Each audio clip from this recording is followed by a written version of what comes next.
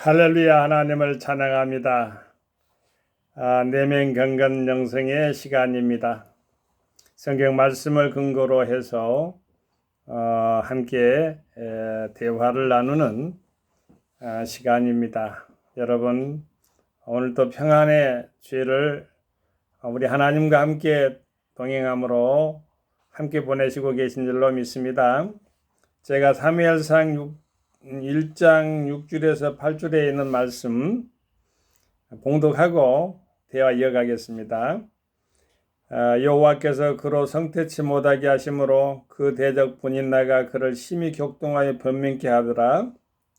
매년에 한나가 여호와의 집에 올라갈 때마다 남편이 그같이 하매 분인나가 그를 격동시키므로 그가 울고 먹지 아니하니 그 남편 엘가나가 그에게 이르되 한나여 어찌하여 울며 어찌하여 먹지 아니하며 어찌하여 그대의 마음이 슬프뇨 내가 그대에게 10 아들보다 낫지 아니하뇨. 이야기는 한나와 또 남편 엘가나 그리고 부인이 분인나가 있는데 오늘은 내면 경건 영성에 대한 이야기를 나누다가 보니까 설정이 오늘 본문 말씀을 택했습니다. 우리 하나님의 거룩한 말씀 속에서 내면적 수직, 내면 속의 수직은 이한과 또한 예형적이죠. 밖으로 이렇게 예향적이라고 볼 수가 있는데 수평적이죠. 그것은 이로에 대해서 함께 은혜를 나누어 이완과 이로에 대해서 이안은 수직, 이로는 수평 이렇게 대해서 좀 하나님의 은혜 가운데 말씀을 나눠보고자 합니다. 우리나라도 그랬어요. 예전에 여성, 남성, 요즘에는 뭐 남존, 여비 뭐 이런 것들이 시대에 완전히 그것도 언어 자체를 못 씁니다만은 시대가 있었다는 겁니다. 조선시대도 있었고 또 자녀를 못 낳으면은 남편이 잘못 얻는데도 여자가 아이를 못 낳을 수도 있잖아요. 또 여자가 또 불임할 수도 있고 남성이 또 어찌됐든 부부가 자녀에 대한 것에 대한 그 책임을 남자가 잘못해서 여자한테 떠넘길 수도 있었던 시대도 있었고 아주 불행한 시기죠. 그런데 우리나라만 있느냐? 성경사에 보면은 여기 보면은 이스라엘에서도 간절한 마음이 자녀를 얻기 위한 간절한 마음이 있었습니다. 남자에 대한 그 선호, 동서양이 어찌 보면 이렇게 똑같이 닮았는지 하나님은 남녀 평등으로 지었죠. 그런데도 이렇게 부부지간에 가정사에 살다 보면은 이렇게 부분이 나타나니 그거는 자녀에 대한 그러한 출산에 대한 문제이기도 합니다만 개인의 내면에 있어서 어떠한 위안이 필요한가? 어떤 사람은 그래요. 아이고 잘 되겠지. 뭐 잘 될 거예요. 그건 뭐냐면 이로입니다. 그런데 정작 본인은 이안을 못 삼는 거예요. 오늘 바로 한나가 그랬습니다. 엘가나 남편이 아기를 못 낳아도 너무 슬퍼하지 마시고 대적 분인나가 격동하고 심히 격동하게 변명케 해도 내가 그대에게 정말서 한나 당신에게 10 아들보다 낫지 아니하냐. 정말 한마디로 말하면요 한나의 마음을 이루한답시고 이론을 했지만 하나도 마음에 안 차는 거예요. 한나의 마음은 오직 자녀를 직접 출산하고 싶은 거예요. 안아보고 싶은 거예요. 그러한 마음을 어찌 이해할 수가 있겠습니까? 엘가나가 밖의 사람이 안사람의 마음을 이해한다는 것이 그리 쉬운 일이 아닙니다. 성경상에 보면 마음을 찢고 못을 찢지 말라는 말이 있어요. 마음을 찢었다는 것은 내 안을 살폈다는 것을 말해요. 또 심령을 강조합니다. 심령이 가난한 것이 천국이 저희 것이다. 이럴 정도로 우리가 내 안을 중시하는 내면 경건 영성이라고 하는 내 안을 중시하는 것이 성경상의 이야기입니다. 그러한 입장이 바로 성경상의 입장입니다. 내 안이 경건하고 내 안이 정결하고 내 안이 깨끗하고, 안이 깨끗하면 밖도 깨끗하니까요.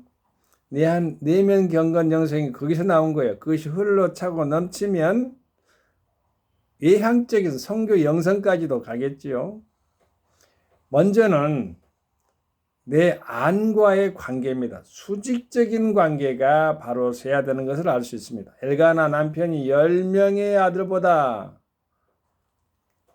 자기가 있으니까 10명의 아들보다 당신은 걱정 염려할 것 없다 하지만 어찌 그리 됩니까? 한나의 마음이, 한나의 기도를 보면 잘 나타나 있어요. 한나가 소원합니다. 간절히 기도합니다. 자기 아들 아니어도 좋다. 낳기만 해달라. 바치겠다. 머리에 삭도를 내지 않겠다 할 정도로 간절한 마음으로 자녀를 품고 안기를 원했습니다. 이 마음을 엘가나가 이런지야에 이해도 못하고 그 이런지야의 말 그대로 무시해버린 거예요. 위로한답시고 내가 그대의 10아들보다 낫지 않냐? 낫지 않죠. 10아들을 갖고 와도 자기가 직접 낳은 그 아들이 더 낫다는 거예요. 한나에게는.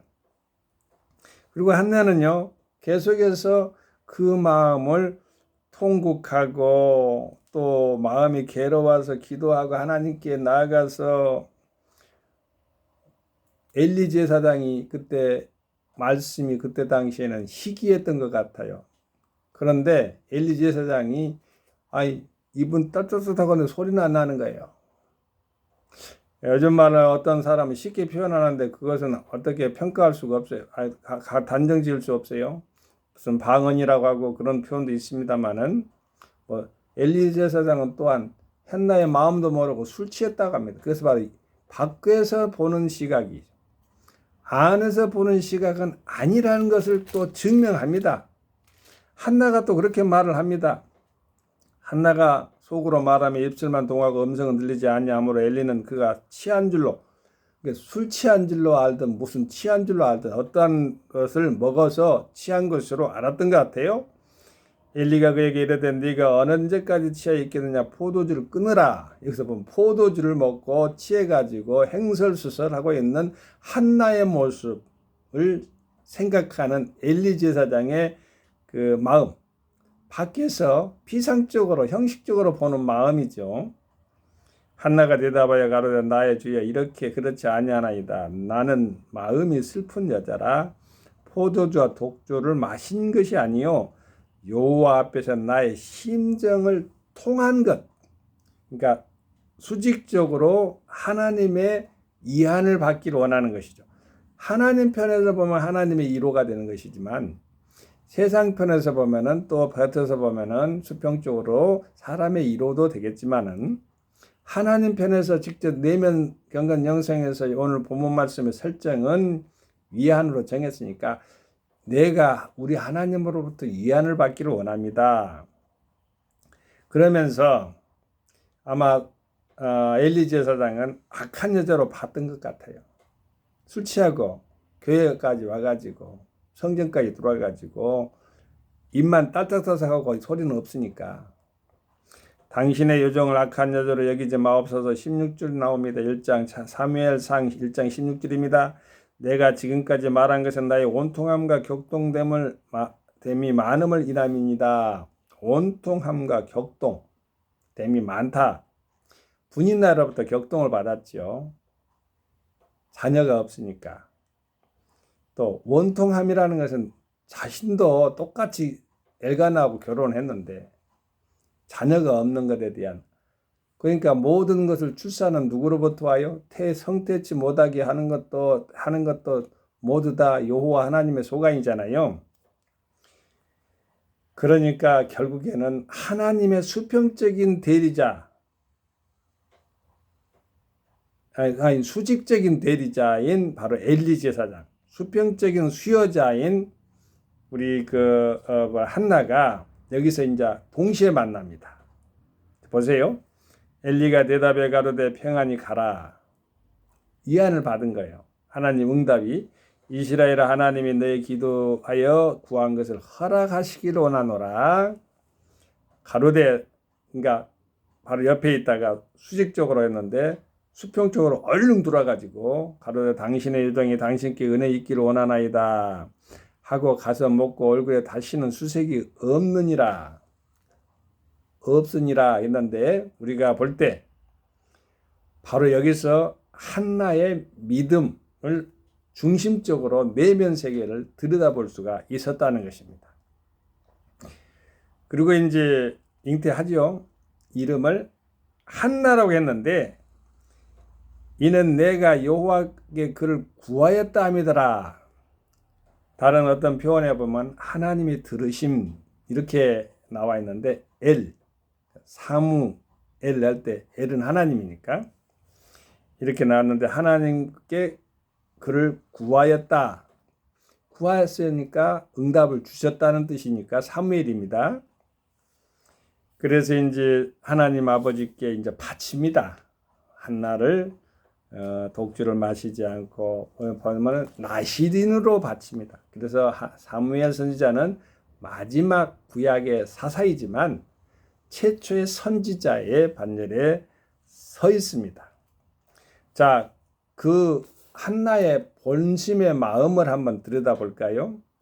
우리가 밖에서만 볼 게 아니라 한나의 중심적인 마음, 하나님과의 이렇게 수직적인 마음, 내면 경건 영성으로 한번 그 거울로 한번 들여다봅시다. 한나의 찬송이라고 나와 있는데 여기 보면은 한나가 부른 그 노래를 갖다가 구약의 송가로, 한나는 사무엘을 허락하신 하나님의 은혜에 감격하여서 구약의 송가로 불리는 한나의 노래를 부른다 했는데, 한나의 노래, 한나의 찬송에 대해서 한번 생각을 해봅시다. 이 한나의 찬송을 제가 읽어드리고 부분만 제가 설명을 하면서 마칠까 합니다. 수직으로 봐야 됩니다. 수직으로. 겉으로 보지 말고 옆으로도 볼 필요 없어요. 하나님과의 한나의 직접적인 관계, 종과 여러분과의 그는 수직이 되지만은 각각 나와 종도 하나님과의 관계, 저도 하나님 관계, 그 말입니다. 여러분도 하나님의 관계, 이렇게 생각해야만이 이것이 풀어집니다. 자, 봅시다. 한나가 기도하여 가로되, 사무엘상 2장에 나와 있습니다. 2장에서 1줄에서 10줄까지 제가 읽어드리겠습니다. 봉독합니다. 한나가 기도하여 가로되, 대화한 겁니다. 하나님께. 기도는 대화죠. 영적인 대화.